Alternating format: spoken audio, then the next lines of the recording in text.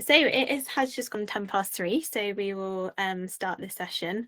Apologies that my camera is not working, but we've got voice, so we're going to go with that for this session. But welcome everyone to this session on clinical education. It's great to see you all here. My name is Millie Heelan, and I'm a speech language therapist and lecturer in speech and language therapy at the University of Reading. And having recently moved from a clinical and research post to a teaching position, I'm delighted to be chairing this session today on clinical education. We have got 3 fantastic presentations lined up for you today, followed by an opportunity for questions and answers. So please do pop your questions or comments in the chat as we go along, and we'll address these after the presentations. So firstly, I would like to invite Gillian Rudd from the Birmingham City University and Kirsty Melville to share your presentation on supporting the development of professional identity in pre-registration speech and language therapy students. Thank you very much.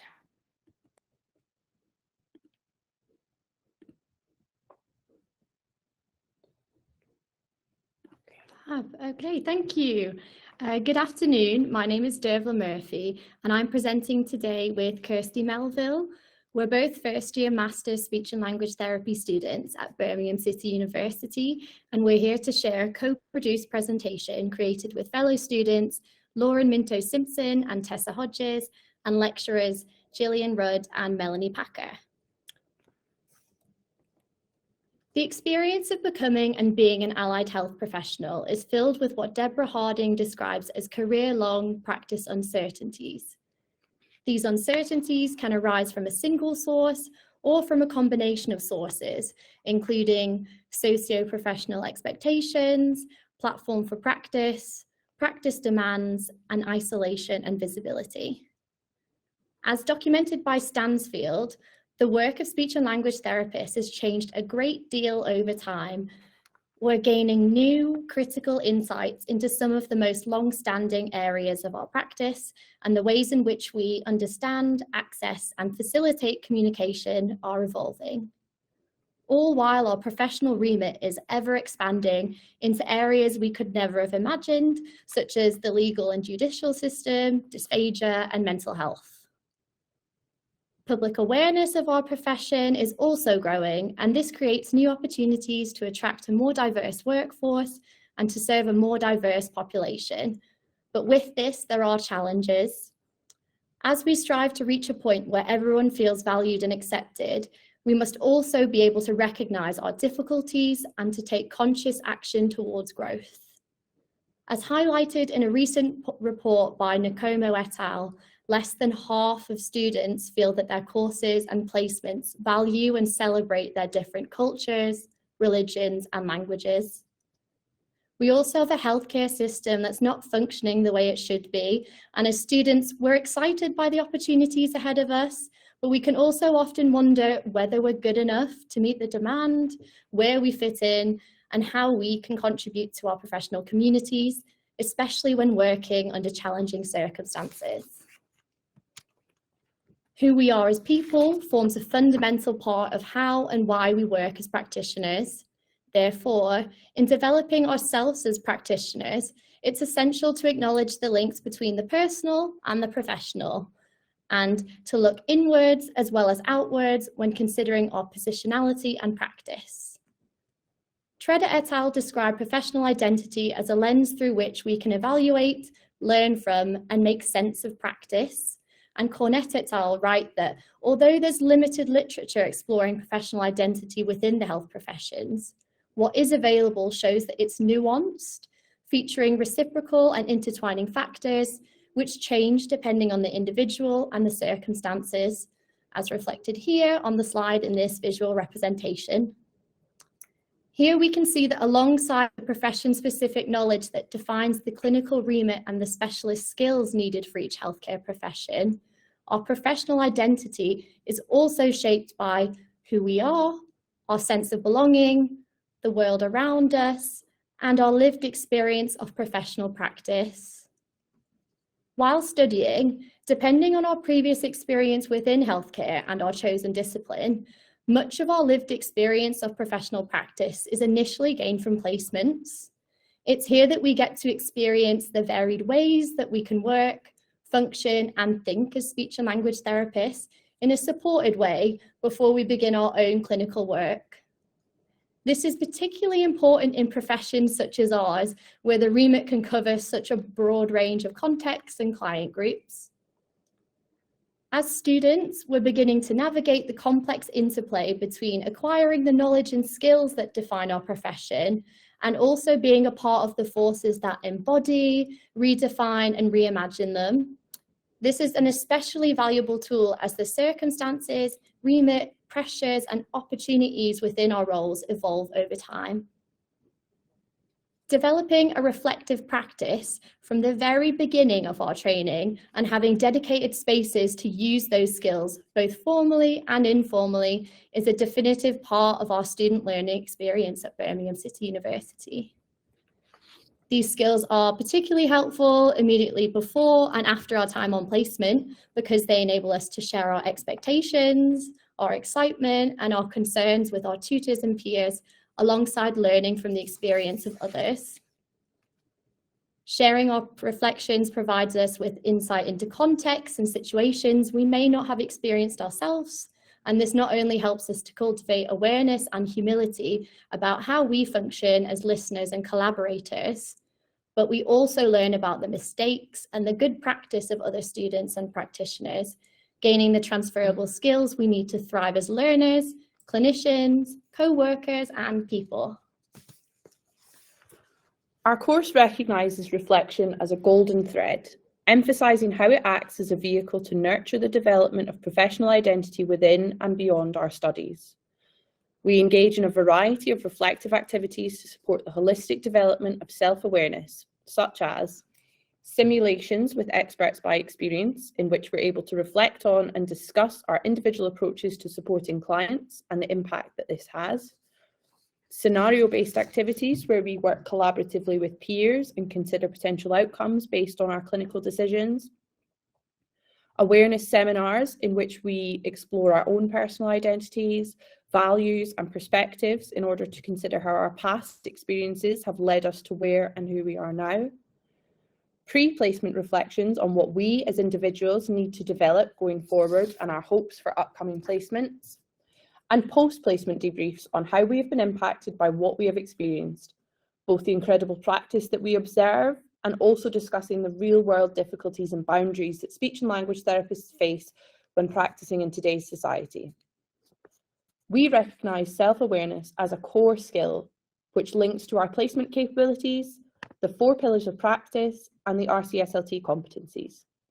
We celebrate individuality, knowing that we need a diverse profession to adequately serve a diverse population, as identified in the RCSLT strategic vision. Whilst day-to-day practice as clinicians is largely focused on evidence-based treatment, this is not the whole picture. These kinds of sources are necessary and have a substantial role in the work we do. However, without reflective practices and self-awareness, we would be significantly underprepared for many of the emotional and personal elements we encounter in our roles. Reflective practice and the dedicated spaces we have for discussion and group work in teaching sessions have spilled over into how we think about, talk about, and share our experiences, both academic and personal, even when we're no longer in the classroom. Many of us feel that the encouragement and active facilitation of authenticity in our teaching sessions has helped us to bond as a student cohort. We appreciate and genuinely value our differences, our pre-existing knowledge and experiences. They also help us in clinical environments to seek out and be informed by the insight people have into their own experiences wherever possible, and thus keeps collaboration between clients and clinicians at the heart of our practice. And as part of this presentation, Dervla and I have chosen to include some of our own reflections on reflective practice. So I'll now hand over to Dervla. Okay, so for me, reflective practice has really helped me to build my trust in developing my abilities as a future speech and language therapist. I'm not the most confident of persons, and often as a result, I can find myself overthinking and struggling to believe that I'm capable of being a speech and language therapist. So reflective practice has really helped me to take control and to take ownership of my experiences, especially on placement. It allows me to take a moment to actively acknowledge all the things that I've done well, and also to explore the things that I find more difficult or that maybe didn't go so well.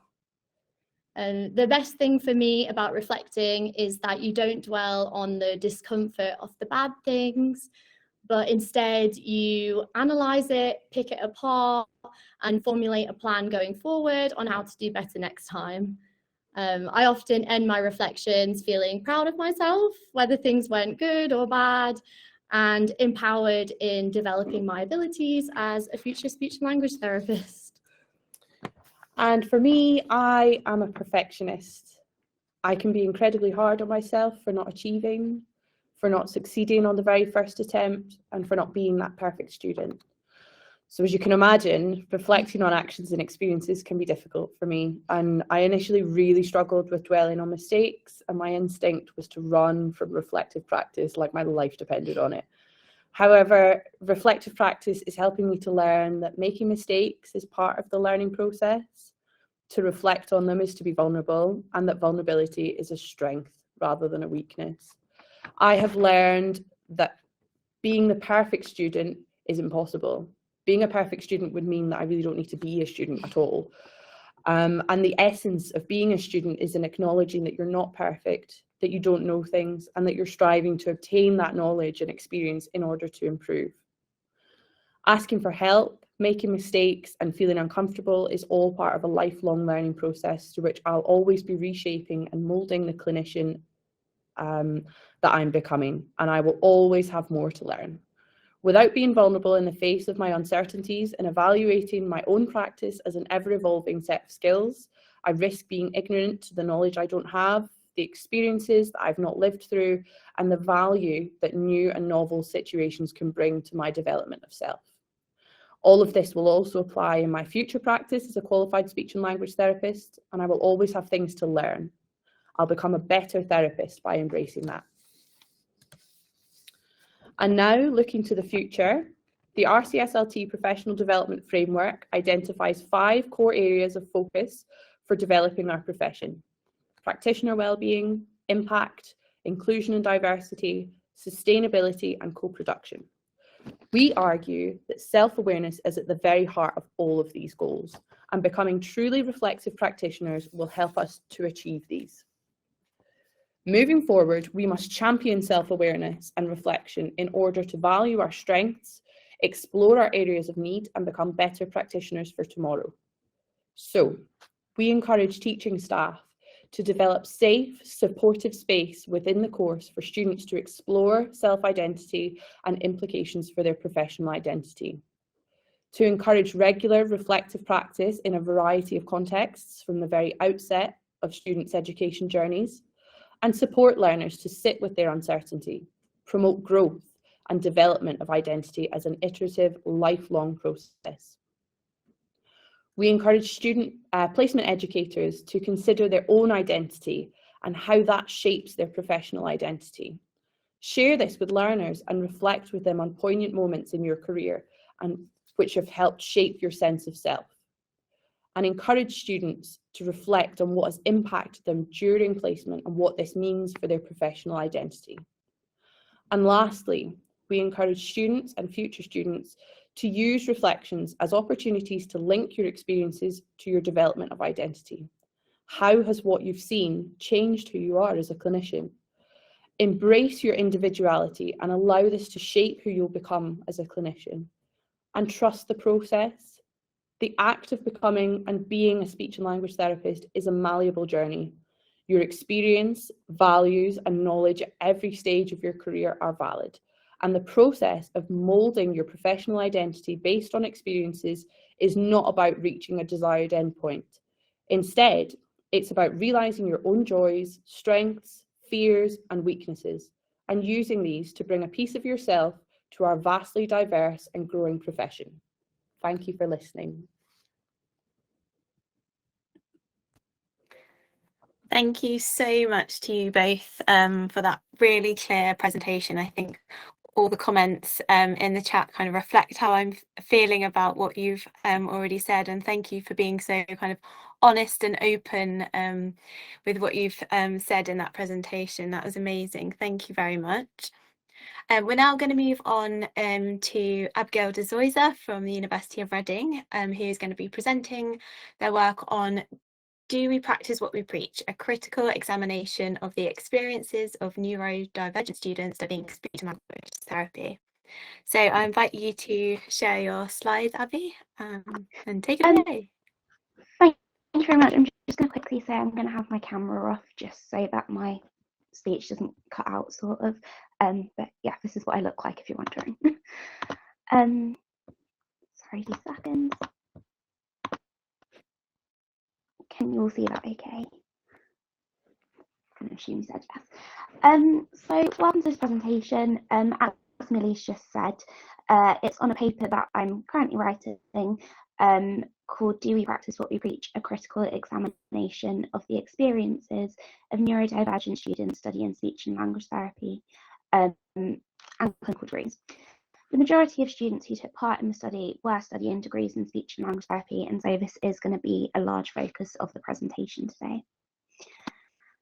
This paper was originally written as my dissertation, and I was supervised by Dr. Vishnu K.K. Nair, who was unfortunately unable to join us today. We're currently working together to rewrite this piece into a publishable paper. Dr. Nair is currently a lecturer at the University of Reading and is a researcher who is keen on how race and disability studies intersect, as well as having an interest in multilingualism. I myself am currently a practicing speech and language therapy co-worker, soon to be speech and language therapist with the company Symbol UK, and I have a particular interest in neurodiversity and identity. I identify as neurodivergent myself and completed this research while studying at the University of Reading. But I really want to emphasise that the participants who took part were from a number of different universities on a number of different courses. The paper we're focusing on today is deeply rooted in current disability studies and uses an angle of crip theory, as well as utilising an emancipatory approach to writing. As this is a newer school of thought, I thought it'd be best to quickly recap some theory which we'll be using today. So to start with, I will be giving a quick overview of some critical background knowledge, which will be paramount to understanding the rest of the presentation. Previously, in the field of disability studies, the health model and social model of disability has been used to examine disability, which pathologised disability and focused on impairment. This paper utilises newer theories of disability, with steps away from binaries and impairment-based work being taken, and steps away from the pathologisation of the body and mind, with the umbrella idea of neurodiversity being used instead. In essence, it is key that it is understood there is a range of ways of being and existing, and categorise these ways of being as good or bad, better or worse, or normal or disordered would be completely incorrect. However, you may note that my title and writing does perpetuate this binary through the differentiation between neurotypical and neurodivergent. This is because within society, and especially within the education system, the crip body and mind is systematically devalued and othered, and thus this binary continues to exist and cannot be addressed without the use of language that perpetuates it. Crip theory is another theory which has been applied throughout this presentation. This theory examines society's needs for disabled people to be disabled in a specific way. Disabled people are often expected to be inspirational or someone to feel sorry for, and disability is measured against ableistically focused ideals. Disabled people are not allowed to simply exist within society. As Henner and Robinson discussed in their discussion about Anderson 2018's Essentials of Linguistics, there's a comparison often made between sign language and spoken language, and signs compared to spoken sounds. When sign language is in its own right a pre-existing language with its own linguistic forms, and thus cannot and should not be compared to oralistic ideals of language.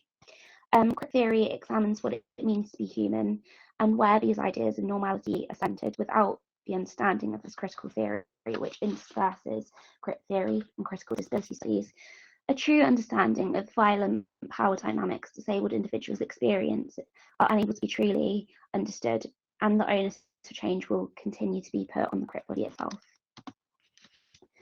So instead, to move away from the suppressive viewpoint that perpetuates these ideas further, a critical lens has been applied to remove us from the positive approach of binary oppositions. Instead, an emancipatory approach has been taken to centre the voices of the oppressed and understand the range of experiences of theory in the flesh felt by participants. This occurred through conversational interviews online, which have been replicated throughout the text, and indeed this presentation as testimonials. After all, what good is understanding the theory if we cannot understand the effect in practice? 5 participants were interviewed, 4 of which were studying clinical degrees in speech and language therapy at a range of universities. They had a range of diagnoses as well as a range of backgrounds and other identities, which meant their experiences differed. It is also worth noting that all participants were diagnosed whilst at university. Following these interviews, 5 key areas were developed and examined further under a critical lens. Prior to this study, studies often examine neurodiversity with a large focus on clinical setting rather than pedagogically, and didn't use critical theory. They were often positivist in approach and were ignorant of power structures which perpetuate the ideals which need to be examined further. Through the application of critical disability and CRIP theory, we've been able to examine neurodivergent experiences as speech and language therapy students. The following slides aim to centre the voices of the participants through the inclusions of extracts of the full testimonials.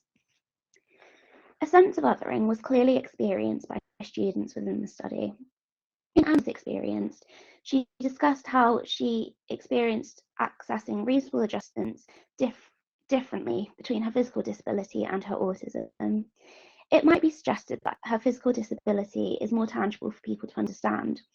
However, it could also be suggested that part of the difficulties Anna faced with accessing accommodations was a result of the centering of neurotypical communication and interactions as an ideal within teaching, and by extension, the expectation of these ideals to be met by students studying as part of this field of work.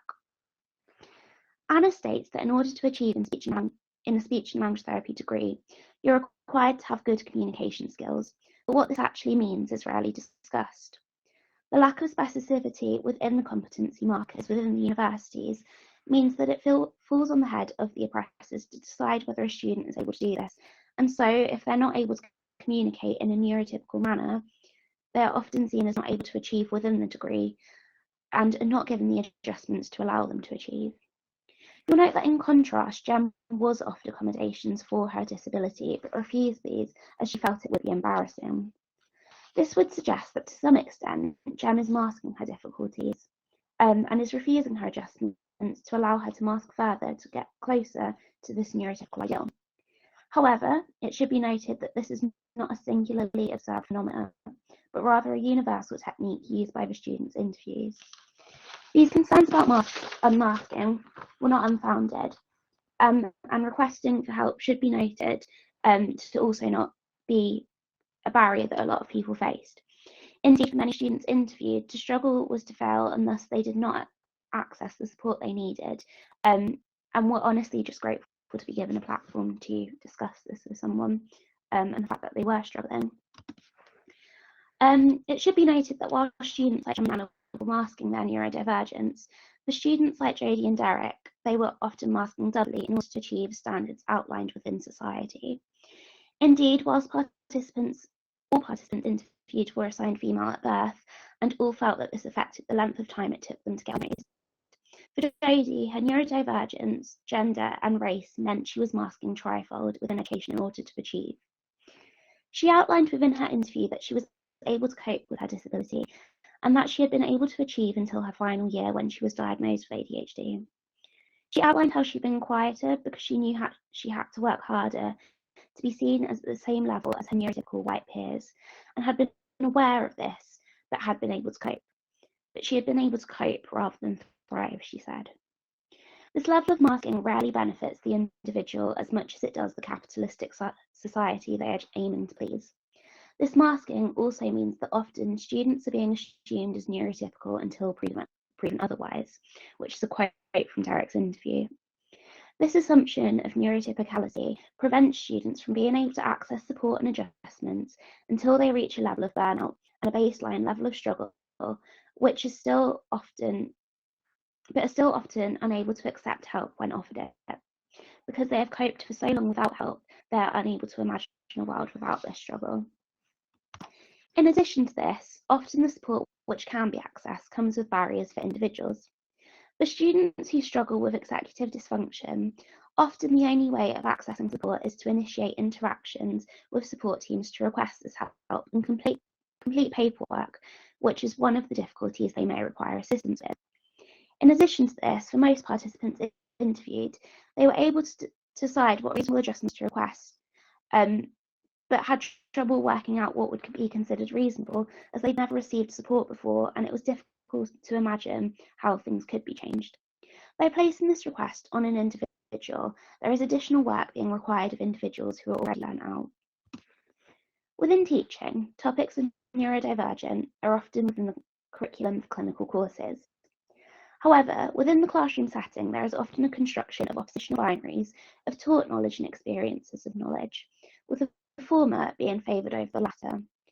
Through the ignorance and silencing of experiences of neurodivergent students, the knowledge is located in the correct body and mind, which are understood by students and not always understood by the profession, and further development of the field is blocked as a result of taught knowledge being idolised over lived knowledge. In addition to this, the standards of competency set out by RCSLT and HCPC have been used within the education setting as tools for further disothering of neurodivergent students and used to deny accommodations which would have been granted on other courses, which have been removed at the citing of these.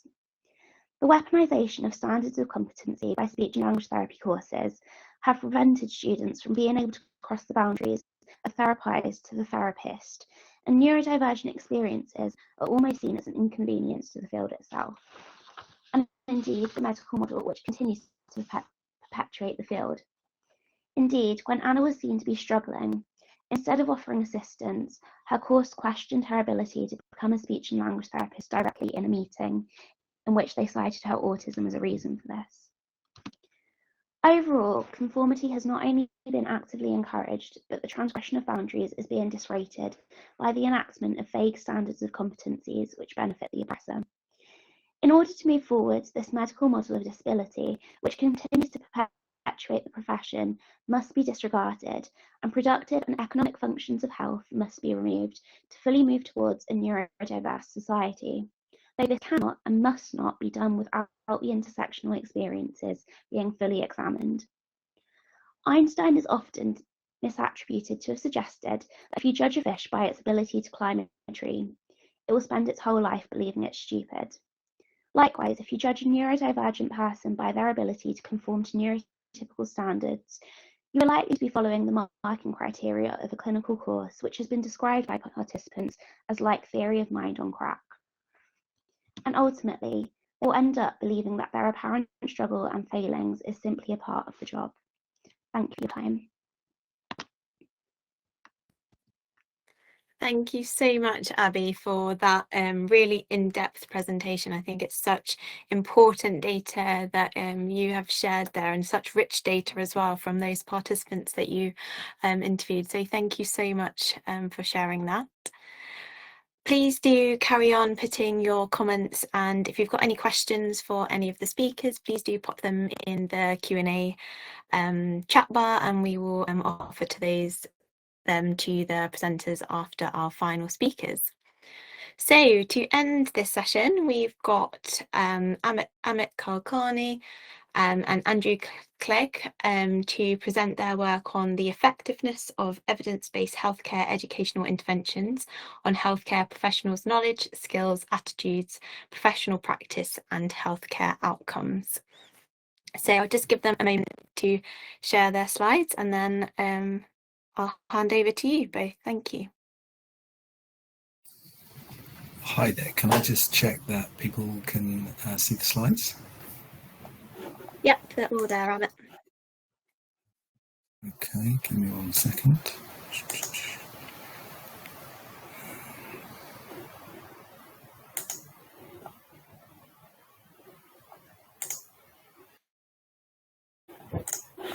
about this. I'm just going to share again.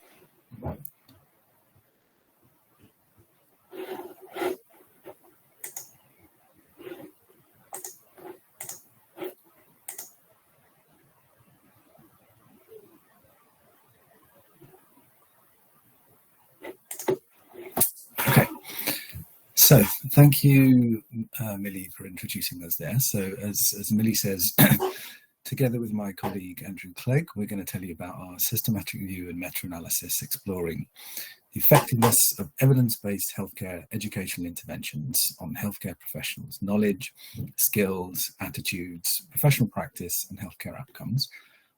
Excuse me. But before we launch in, I'm just going to give you a little bit of a backdrop to the project. As I think probably most of you on the call will know, it's a strategic aim of the RCSLT to support members to take an evidence-based approach to practice. And this includes supporting understanding of evolving conceptions around EBP, whether that be around the campaign for real evidence, evidence-informed practice, and other models that have been posited. It's also about ensuring EBP is represented on appropriate frameworks. So, for example, on the RCSLT's curriculum guidelines for HEIs, on the new SLT professional development framework, those kind of things. And I think another one is that we really focused on supporting members to remain connected to the EBP model post-registration. We know there is real connection to the model during kind of pre-registration courses, but we know that clinical practice is busy, and so it's our aim to try to maintain that link post once members get into practice. And to do that, we have a range of tools and resources focusing on this. So we have an e-learning module, web pages, and they're a little bit old now, but we've got a webinar, podcast, infographic.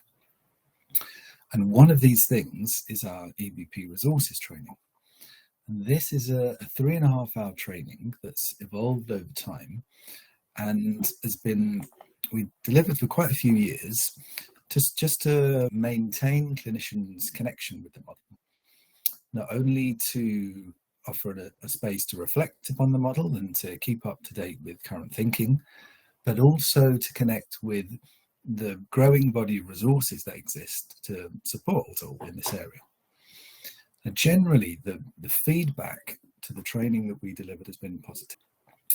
But after each time that we delivered that session, we were always left with questions around what the impact might be on actual clinical practice. So when we were updating our approach a couple of years ago now, we really took a step back and wanted to think about, well, what can we do next that is likely to have the most genuine impact in this area, and of course then also be the best use of our resources. And this is what this systematic review and meta-analysis was born out of.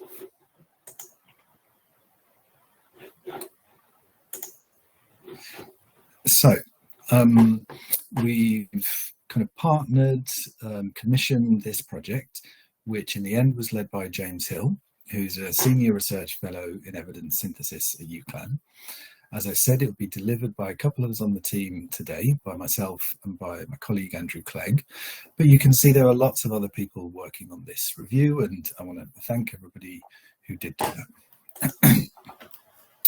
That's a little bit about the background to the project, but in terms of this presentation, Andrew is going to come on in a second and tell you a little bit about the background to the project in terms of previous evidence in this area. He's also going to tell you about the methodology we used and our findings. And then I'm going to draw from that to consider implications for the RCSLT, but also for HEIs, for clinical services, and actually for all of us as clinicians. So I'm going to hand over to you, Andrew. Thanks very much. Just to say, if everyone sounds a little disjointed, it's because I can't see the slides at the moment. So I've just got a blank screen. So Amit will be very kindly moving the slides on, and we'll be trying to coordinate it from there. So I'm assuming we're on slide 4, are we, Amit? Correct. Yes. Correct. Yes. Thank you. So I think everyone will know that there's long been an emphasis placed on the importance of evidence to underpin decision making in the provision of health and social care, and that continues to grow all the time. It necessitates individuals and organisations being able to produce, critically evaluate and implement research findings to inform their policy and practice. And that means things such as formulating research questions. I know you know all these things, identifying and appraising evidence, and knowing how to implement those to be effective.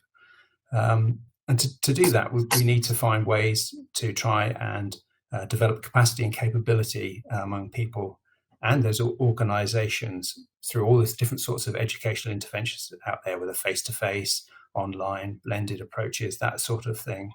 Could you move to the next slide, please, Amit? So why did we decide to do this review? Well, there are other reviews out there, and a review of reviews, umbrella review, was undertaken in 2021 by Bala and colleagues, which identified quite a number of existing reviews. So in theory, you think we don't need to do anything. Well, when we looked at those, it was evident that they had a number of different shortcomings in them, whether they be methodological shortcomings or whether they're out of date, because some of them were over 10 years old, or they had very focused scopes, which meant that people wouldn't be getting the true overall picture. So we decided that another review would be useful to try and clarify the evidence that have been presented in all these other reviews out there. If you move to the next slide, please. So the aims of the review, which Amit has already touched on, the primary one was looking at assessing the effectiveness of the different types of interventions. And they were across a number of different outcomes associated with knowledge, skills, attitudes, and behaviours concerning evidence-based healthcare, but also their effects maybe on the consequences for clinical and care outcomes as well. It was decided to compare them to no active interventions, so it would just be what would be usual practice, as it were, in terms of the educational side of things. But the secondary aim was to try and identify those factors that meant that a particular intervention worked well in those. So we looked at those aspects of the different studies as well. If you can move to the next slide, please. So this is talking about the methodology associated with it. So there are a number of different layers to this. So I'll just talk through, and I'm sure Amit will be able to identify where I am. So we followed sort of reasonably standard approaches to the systematic review in terms of the searching, selecting, and synthesizing evidence. But the search was slightly different because we knew there was a review of reviews out there. We went through and looked at the RCTs that had been identified within that and used those to seed this as a seed studies for the search. So you use those and you look forward and backward in terms of citations to identify relevant studies that could be included. And that was done through the Web of Science platform, which has 11 databases in it. You'll probably already guessed that the criteria for it associated with the PICO criteria looked at healthcare professionals, any kind of educational intervention that was there to improve evidence-based healthcare. I've already mentioned that it was a non-active controls, and we wanted RCTs, or whether they be cluster RCTs, parallel, etc., so that we were getting what would hopefully be good quality evidence. We didn't specify any specific outcomes, but they reflected those ones that we talked about already: knowledge, skills, attitudes, etc. So that was the search identified 1,830 citations from those seeding 46 RCTs that we used to seed the search process. They were then used, those 1,830 were checked for title and abstract, which produced 89 papers that could be included that were at the second stage of the process of study selection, which then produced 61 included RCTs from there. The process was a single reviewer went through and screened the evidence at those different stages, and then the decisions were checked by a second reviewer with discussion around anything that was any concerns about inclusion or involvement of a third reviewer. So having got those 61 RCTs, we then used pre-piloted forms to data extract, and we assessed the risk of bias using the standard Cochrane risk of bias 1 tool that I'm sure you all know about, and a single reviewer did those different stages. Next slide, please. So as part of that, with synthesis we did both a narrative and a meta-analysis of those 61 RCTs. And in that meta-analysis, because of the fact that we knew there's quite a divergent evidence base, we did a random effects model and used standardized mean difference within that. And that's because of the fact that we knew that they'd be measuring the same sorts of outcomes, those knowledge, etc. Outcomes, but they may be using different measures within that, and you can then combine them if you use the standardized mean difference as that process. So using an example, say, if you're looking at something, this is in a different area, obviously depression, etc. You know there are lots of different psychometric tools out there, but you still can combine them if you use the standard means difference, and therefore it's a more powerful evidence base within it. So looking at what the evidence showed us, so from those 61 RCTs, we knew it was a very diverse evidence base, 24 countries. The settings were primary, secondary, tertiary care, community, university, etc. A whole load of different settings. The health professionals were broad, although doctors and nurses tended to dominate. And then the types of delivery were a range from face-to-face, workshops, courses, online, blended. So a very diverse range, which was, as I said before, a reason why we used the random effects basis for that. When we assessed the risk of bias, unfortunately, it identified that they were all quite at high risk of bias. So the evidence base isn't appear to be of good quality despite looking at RCTs. In terms of the findings, there appeared to be a large effect. Hopefully you can see on the slide on the fourth bullet point, it's got all the standardized mean differences there. Now, standardized mean difference, if you have above a 0.8 on a standardized mean difference, it shows that there's a large effect. And at first sight, all of the different outcomes, knowledge, skills, attitudes, behavior, they all have a point estimate above 0.8. So in theory, you're thinking that they all have, there's a large effect from the different interventions on those. But when you look a little bit closer, the confidence intervals, the lower confidence interval for skills, attitude, and behavior are all around the 0.2. So not such not such confidence, I would guess, in the fact that there's a benefit there. But knowledge, it appears to have a benefit. But then when taking into account the risk of bias, we did a grade criteria, used the grade criteria on it, which identified that on all of the outcomes, it was either low or very low in the level of certainty. So, which just means you can't really rely on the evidence base there. We also looked at the effects over time, and it was evident that for all of the outcomes, apart from behavior, that declined over time to the fact that there was no effect after 6 months. But ironically, for behavior, it actually improved over time, but again, at low certainty level. Finally, the moderating factors, those factors that help to benefit the effectiveness of the intervention, we found that if it was blended learning, an active approach, and a consistency about the approach, that tended to mean it was more effective. So there appears to be some effect, but there's still a great degree of uncertainty around whether that effect is real because of the quality of the evidence. Over to you, Amit. Thank you, Andrew. So, as Andrew was saying, we really need a degree of caution when we're interpreting these results because of those low degrees of certainty around various aspects of the evidence. But it feels to me as though some aspects of what the RCSLT and HEIs are currently focused on appears potentially to be well placed. So, for example, from the RCSLT, I talked earlier about the sort of multifaceted nature of our resources. So not just the EBP training, but our web pages, our infographic, those other resources that I talked about appear to align with the findings that we're tentatively drawing from this review. From HEIs as well, I think it's clear to all of us that so many courses throughout pre-registration touch back upon the EBP in its different forms. This is multifaceted, it's clinically linked, it's often related to placements, and there's opportunities for reflection and feedback, and those all appear to be aligned with, as I say, what we're tentatively drawing from this review. But also there are areas to develop, and just stress that need for caution as well, because because there are those low levels of uncertainty. But what really struck out to me was that the one-off training that the RCSLT had previously provided probably is not enough. I think we need a smarter approach to considering this area, and drawing, for example, for some of the presentations this morning, potentially utilising behaviour change theory as part of this would be a sensible way to go about it. I've been talking about evidence-based practice, and in the review, the evidence we found was more focused actually on the evidence-based healthcare process.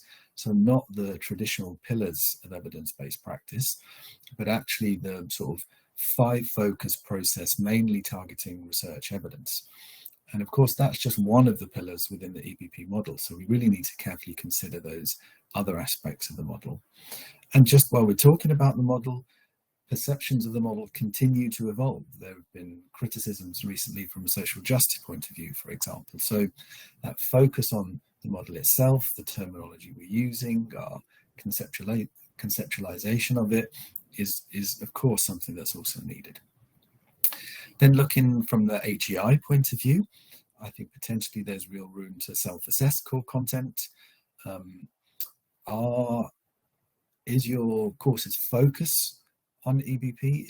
Does it take a blended approach? Does it utilize some of these approaches that the review suggests are more likely to be effective? So blended learning, repeated exposures, active learning as opposed to more didactic learning, that clinical focus and those opportunities for reflection, self-assessment. We know that is happening to some degree, but I think there's always room to reflect upon and improve that. It struck me as well that given that HEI is a real bastion of academic rigor and research capability, there's potentially a room for local HEIs to support local teams. And I wonder if something like that could be a way forward. But I think as well, a key thing for me is that I think there are implications for all of us, for SLT teams and for us as individual SLTs. We know that it's difficult to maintain that focus on evidence-based healthcare and the EBP model as we get into the sort of daily grind of clinical practice and overflowing caseloads. But we also, we know that this is the model by which we are expected to practice, and what is our way of maintaining those links? The results of this review suggest that regular reconnection with the model is important, but when I hear regular reconnection, I start to worry about it turning into things like kind of annual mandatory training, and with the best will in the world, I'm not sure how many people look forward to their annual mandatory training. So what are more intelligent ways to address this? And I wonder if, for example, considering a real detailed focus on a clinical case study and annual appraisal and CPD processes may be an idea to consider that, because I feel like we're all clearly motivated when it comes to those people in front of us who we're trying to serve. And so framing it that way is a potential area to focus on. There were lots of implications from the review in terms of future research, and I won't detail all of them. I'll just let you read the slide, but of course these recommendations are hoping to promote the fact that further research can sharpen our understanding of this area, and overall they're really suggestions to ensure that this future research is carefully designed and has clear, consistent reporting to enable us to pull the results from that evidence. So I started by saying this was just one step on the RCSLT's journey to more carefully considering this area. And I'd maintain that, and I feel as though it's offered some really useful insight, but I think it's also made me reflect that there are implications for all of us, for HEIs, for clinical services, and for all of us as clinicians. And I guess that this is suggesting to me that to maximize our impact in this area, we really need to carefully consider together what to do next. And for me, this is really at the core of our role as healthcare professionals. So I feel as though there's a real need to get this right. So just to thank the rest of the team again, and to thank you all for listening, and I'll hand back over to Millie. Thank you so much. And I know that from speaking with you, Amit, that this has been a piece of work that has been ongoing for a while now. So it's great to hear the results and start to think about now what this might mean in practice as well. So that's brilliant. Thank you so much for sharing those insights. I would like to invite all of our presenters now to come back onto the screen for any questions that have been coming in through the chat. There's lots and lots of comments that I'm sure you have already seen saying thank you so much for your great presentations. Thank you everyone for being kind of so open and honest, and how interesting this session has been so far. I just wanted to pick up on a comment that Aidan said for Dervla and Kirsty actually. She said, I love the call for clinical educators to reflect on their own professional identities and share this with students. And one thing that I noticed that you talked about in your slides was about developing kind of safe spaces for students to reflect. And I wondered if you had any ideas about how universities or how we can support students to have these safe spaces and what these safe spaces kind of look like to you. I think it would probably be either Gillian or Melanie that would be best placed to answer that question. They are Gillian is our course coordinator and course lead, so she would probably have the best advice for that.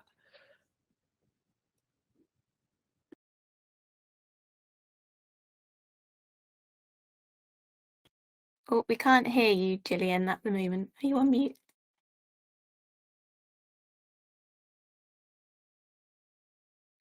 No. Jill, I think you need to unmute on the call rather than, it should be right next to the button that you pressed for.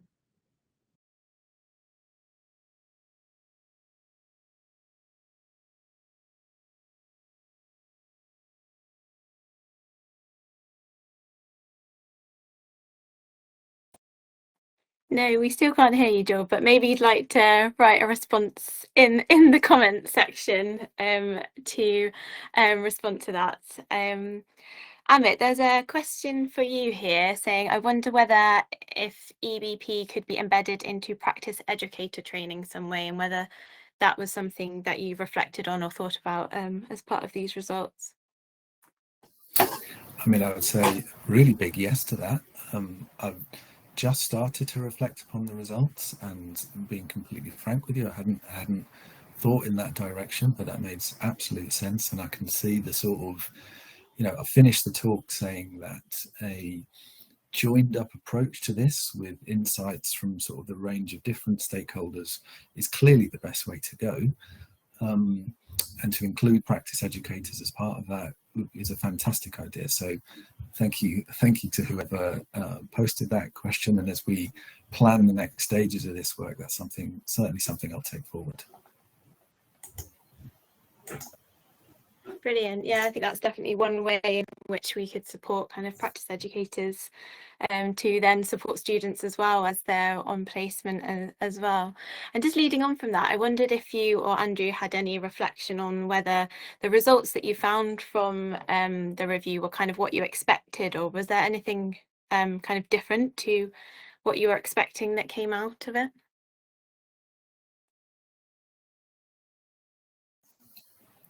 Would you like to take that, Andrew, or shall I? I'm quite happy for you two if you want to initially.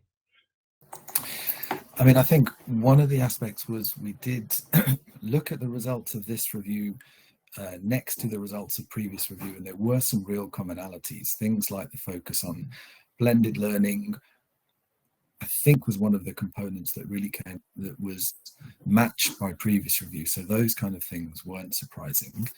I think from my point of view, as I said, the possibly surprising is not the right word, but the insight that I got that I hadn't expected was that I started almost thinking, what can the RCSLT research team do next? But it's led me to where I'm thinking, actually, this is not something that the RCSLT research team should embark upon by itself. And we actually need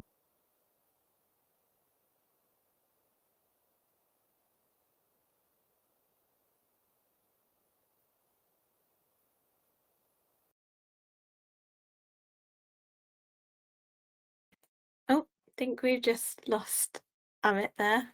I don't know if Andrew, you had anything else you wanted to. I guess I come from a different perspective because of obviously Amit's from within this area, whereas I'm a generic research perspective to it all. So I guess from my perspective, though, whilst Amit quite rightly says that there are some commonalities amongst them coming into it, I guess one of the key things is always the quality of the evidence that you see is always an eye opener. I guess you always go in hoping that the evidence is going to be of a really good, robust quality.